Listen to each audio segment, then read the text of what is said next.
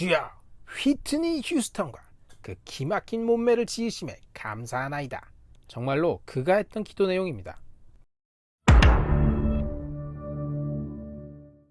오늘 이야기의 주인공은 라살 스트리트 교회의 한 흑인 청년 아돌퍼스입니다. 매우 특이한 청년이지만 어느 교회에나 한 명쯤 있을 수 있는 청년이죠. 그는 한 직장에 오래 붙어있지 못했고 발작적인 경로와 광기 때문에 보호소 신세도 몇 번 졌습니다. 그나마 일요일에 약을 먹으면 얌전한 편이었지만 그렇지 않으면 교회는 더욱 흥미진진한 곳이 되어버렸습니다. 어떤 친구냐면 예배당 뒤쪽에서 강대상까지 장애물 경주처럼 좌석을 뛰어넘었고 찬양 시간에는 부적절한 손동작을 보여주었으며 설교 시간에는 헤드폰을 끼고 설교 대신 힙합 음악을 들었습니다. 이 라살 스트리트 교회에는 회중의 기도라는 순서가 있었는데 아무나 즉흥적으로 큰 소리로 한마디씩 하는 기도 시간입니다. 예를 들어 세상의 평화, 병자의 치유, 지역사회의 정의 같은 것들 말이죠. 각자의 기도가 끝나면 다 같이 한 목소리로 주여 우리의 기도를 들어주소서 라고 화답했습니다. 아돌퍼스는 이 시간이야말로 자신의 생각을 알릴 기회라고 생각했죠. 주여 휘트니 휴스턴과 그 기막힌 몸매를 지으심에 감사하나이다. 정말로 그가 했던 기도 내용입니다. 그리고 잠시 어색한 시간이 흐른 뒤 몇 사람이 약하게 화답했죠. 주여 우리의 기도를 들어주십시오. 한 번은 이런 기도도 했습니다.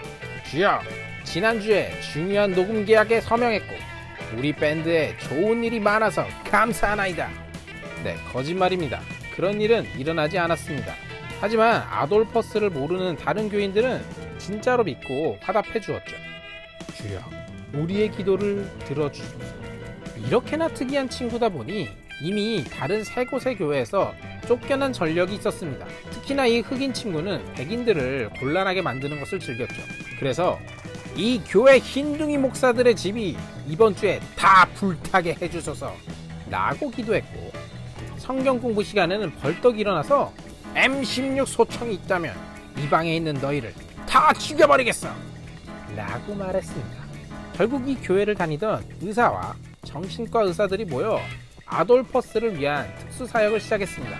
그가 폭발할 때마다 한쪽으로 데려가 그를 설득했죠. 그런데 알고 보니 아돌퍼스는 버스비가 없어 일요일에 교회까지 무려 8km를 걸어올 때도 있었습니다. 이 사실을 안 교인들은 그를 차로 태워다 주기도 했고 집에 초대해 식사를 대접하는 사람들도 있었습니다. 그리고 크리스마스 때면 꼭 부목사님 집에서 보냈죠. 아마 불타버리라고 기도했던 그 집이었을 겁니다. 이 교회에선 성찬식 때 찬송을 부르는 팀이 있었는데 하루는 아돌퍼스가 자신의 음악적 재능을 자랑하며 자신도 그 찬양팀에 넣어달라고 했습니다.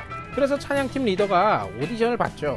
문제는 알고 보니 그는 음악적 재능이 전혀 없었습니다. 그래서 타협안을 내놨죠. 아돌퍼스는 찬양팀에 들어갔습니다. 그리고 전자기타도 치게 되었습니다. 대신 기타의 플러그는 늘 뽑아두어야만 했습니다. 그래서 열심히 기타를 쳤지만 다행히 그 기타 소리를 들을 수 있는 사람은 아무도 없었습니다.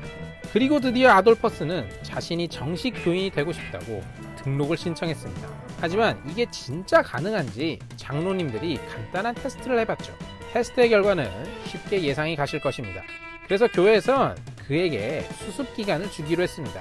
그리스도인이 된다는 것이 무슨 뜻인지 알고 있음을 입증하면 그리고 다른 교인들 속에서 적절히 행동하는 법을 배운다면 등록을 허가하기로 한 것입니다. 오늘의 이 좌충우돌 아돌퍼스 이야기의 끝은 해피엔딩입니다. 그는 차분해졌고 광기가 도지려 하면 교인들에게 전화로 도움을 청했습니다. 결혼도 했습니다. 그리고 3차 도전 만에 드디어 정식 교인이 되었습니다. 은혜는 받을 자격이 없는 사람들에게 임하는 것이며 작가는 아돌퍼스가 은혜의 산 증인이 되었다고 말합니다. 평생 그 누구도 에너지와 관심을 쏟지 않았던 가족도 없고 직장도 없고 안정도 없었던 그에게 교회는 유일하게 안정을 주는 곳이었습니다. 거부당할 집만 골라서 한 그를 교회는 받아주었던 것입니다. 이 이야기를 들으시면서 혹시 눈치채셨나요? 그 교회는 아돌퍼스를 포기하지 않았습니다. 2번, 3번, 4번 끝까지 기회를 주었습니다. 하나님의 은혜를 이미 체험한 그리스도인들이 아돌퍼스에게 그 은혜를 옮겨 주었고, 동시에 그 집요하고 억누를 수 없는 은혜는 하나님이 모든 것을 참아가며 나 같은 사람들을 한사코 사랑하신다는 것을 똑똑히 각인시켜 주었다고 작가는 고백합니다. 지옥만을 강조하던 작가의 윤영기 교회에서 가장 눈에 띄게 없었던 요소는 결론적으로 은혜였습니다. 작가는 하나님이 나를 사랑하시고 내게 자격이 있어서가 아니라 그분이 은혜의 하나님이시기 때문임을 진심으로 믿게 되었습니다. 물론 이런 교회가 표준이 아니라 오히려 예외의 경우 중 하나라는 점을 작가 자신도, 그리고 사실은 우리도 알고 있습니다. 이것은 우리 모두에게 있어서 너무나 속상한 부분입니다. 그래도 만약 경쟁과 판단과 서열로 가득한 지금 우리가 살고 있는 은혜가 없는 세상에서 우리의 교회들이 은혜를 소통할 수만 있다면 사막의 유목민들이 오아시스로 모여들듯이 교회도 누가 시키지 않아도 사람들이 열심히 모이는 곳이 될 것입니다. 그래서 작가는 이제 교회에 가면 안을 들여다보면서 내 안에 있는 경쟁과 비판의 독을 제거하고 대신 은혜로 채워달라고 하나님께 기도한다고 합니다.